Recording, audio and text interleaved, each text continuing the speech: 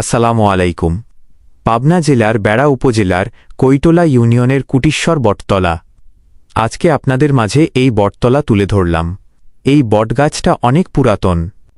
এখানে সনাতন ধর্মাবলম্বী হিন্দুরা অনেক পূজা টোজাও করে।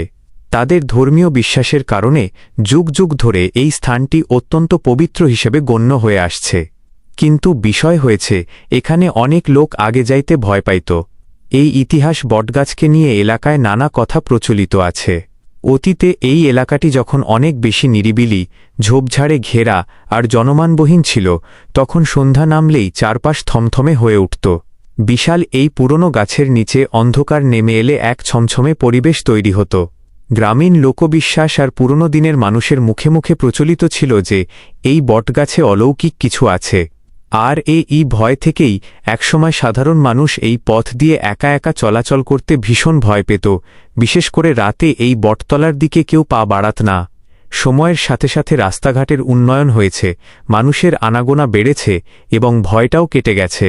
তবে আজও এই গাছটি কৈটলার এক প্রাচীন ও ঐতিহাসিক নিদর্শন হিসেবে ঠায় দাঁড়িয়ে আছে। আমাদের ভিডিও যদি ভালো লাগে, লাইক, শেয়ার, কমেন্ট কইরা